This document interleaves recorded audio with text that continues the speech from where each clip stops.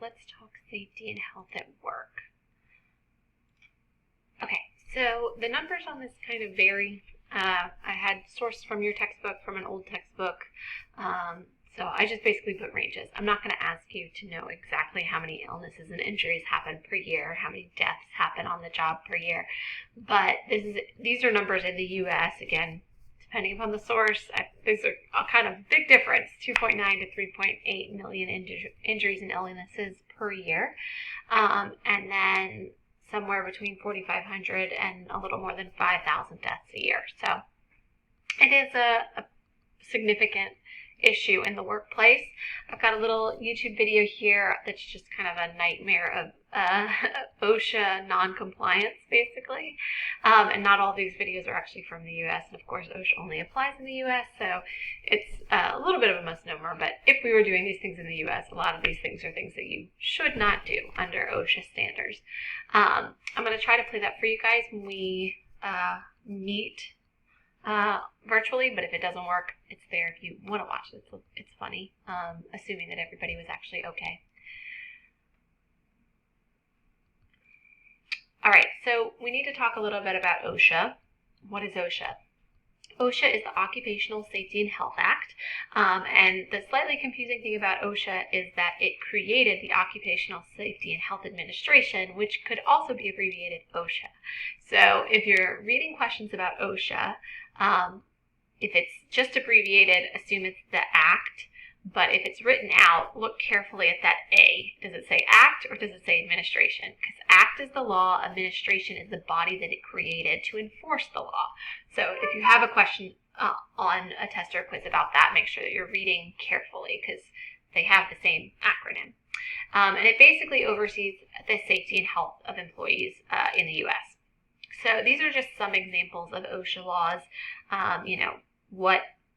How rough walking surfaces should be, kind of things like you're not going to slip and fall, how many exits do there need to be, emergency evacuation plans, occupational noise exposure, handling materials that are hazardous, PPE, which we've been hearing a lot about, personal protective equipment lately because of the coronavirus and healthcare workers needing PPE, but construction workers, welders, anybody who's going to be working with stuff that might damage their eyes needs to wear safety goggles, or you might even have a respirator, a breather, or a breathing mask, depending on what you're doing and what chemicals you're dealing with, and all this other stuff. The fire equipment that you need to have, guards for power tools so that people aren't cutting off fingers and things like that.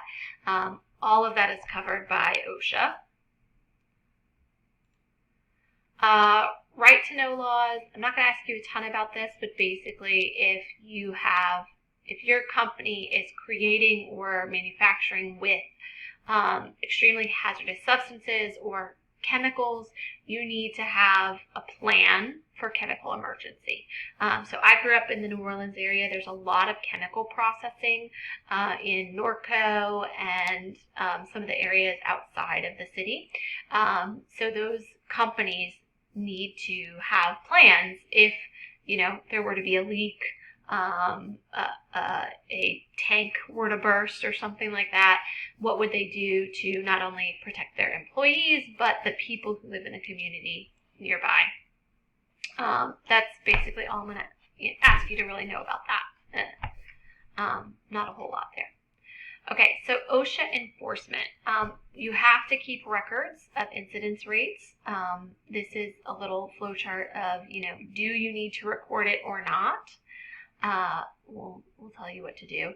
But the other thing that I want you to know is that if the injury requires simple first aid, you don't need to report it. So an accountant gets a paper cut, the administrative assistant gives her a Band-Aid. We're not making a record of that and sending it to OSHA. Okay, so I kind of like this other figure, which is from a Dessler textbook, not our textbook, that notes that medical treatment other than first aid needs to be reported, because it's good to know that just like minor things that you can handle with a simple first aid kit, not getting reported to OSHA. But if you possibly have a concussion, you lost consciousness, you can't work, you're required to be transferred to another job, or you got sent to the hospital, all of that stuff is going to be reported. I put this slide kind of in the wrong place, but here it is. So the other thing that I wanted you to know is about OSHA inspections. So OSHA inspections are usually surprise inspections, and they have priorities about which places they would inspect first. If they found out about an imminent danger situation, catastrophes, fatalities, or accidents that have occurred, if somebody dies on the job, employers need to report it within 48 hours, and so OSHA would come and inspect and look at that.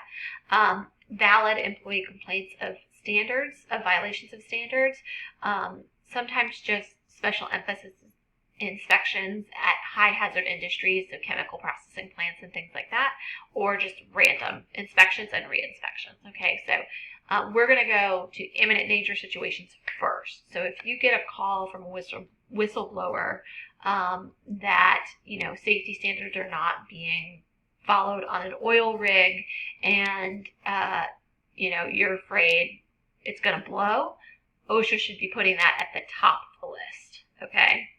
And then if they didn't get there before it blew, if it did blow, they should be there inspecting right after, because that would be catastrophes, fatalities, and accidents that have already happened. Okay, so the inspection officer is going to come and inspect with an employee representative, usually a manager, that's going to kind of walk them through, and they're going to then at the end go back over with the manager or whoever it was that was walking them through to let them know if there were any violations and how they either need to be dealt with, or if there's going to be a citation or a penalty for it. OSHA can impose penalties from $5,000 up to $70,000 for willful or repeated violations. Penalties could potentially even be higher than that. And employers are responsible for providing a hazard-free workplace for their employees, knowing OSHA standards, and making sure that workplace conditions conform to those standards. Employees can, have the right to seek advice from OSHA, to request, basically make sure that the person inspecting is actually an OSHA officer, and be advised by the officer for why they're being inspected.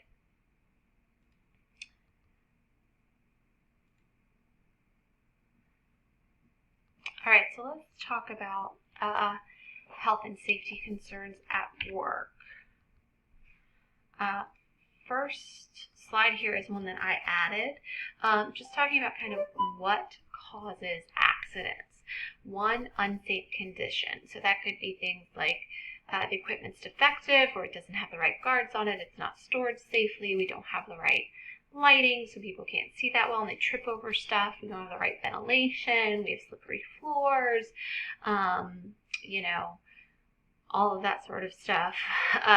Work schedules, psychological climate of the workplace can also come into play, because sometimes workplaces don't have a positive safety climate or safety culture. So basically it sets the stage for people to work unsafely. There's not a commitment to safety and safe procedures, and so people are very lax, and so accidents happen more often. Overworking people so that they're fatigued, throwing materials at people instead of handing it, working at unsafe speeds, lifting improperly, those are all unsafe acts. And then there's also accident-prone people. Sorry, guys. Generally we think accident proneness is really situational more than a personality trait, but there are some traits that might make people more accident prone. People who are more impulsive, more sensation seeking, less conscientious might be more accident prone. Okay, so your book also talks about health hazards at work, and particularly stress. And an important thing to note is that not all stress is bad. Eustress is positive stress. A certain amount of stress can be energizing, can present you with a challenge or a goal to reach. And so that can be a good thing. We don't want to eliminate all stress.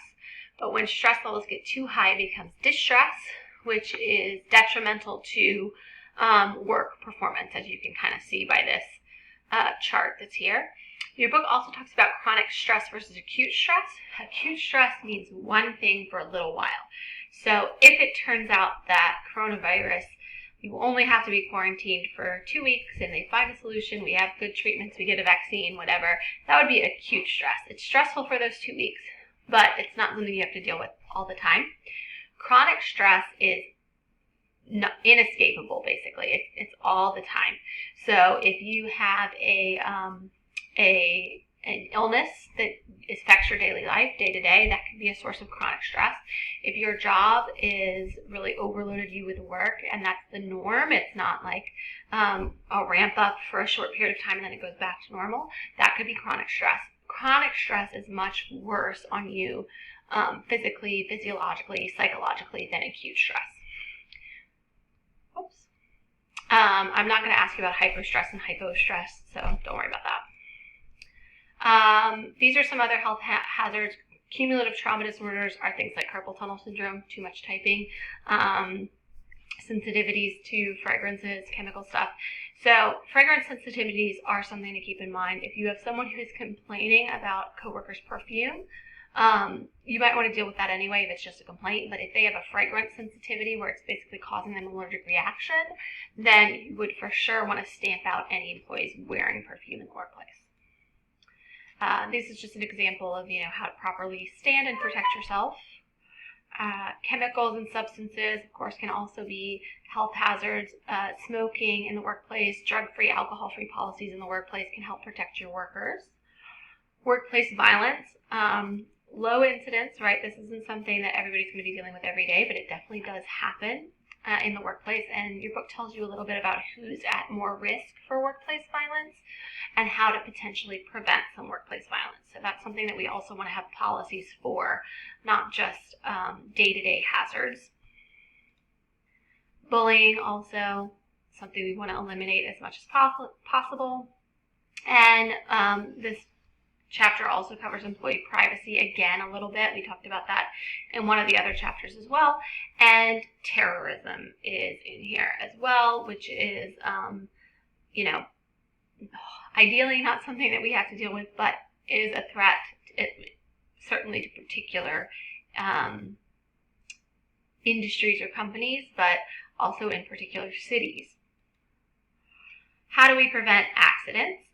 We want to reduce unsafe conditions, right? So those are some ways to do that. Think about where are the hazards in the workplace, what can go wrong, what are the consequences, what kind of protective equipment do people need, how do we protect vulnerable workers, which could be young, older workers, women, because a lot of safety equipment is designed for men, so it may not fit women properly or smaller people properly.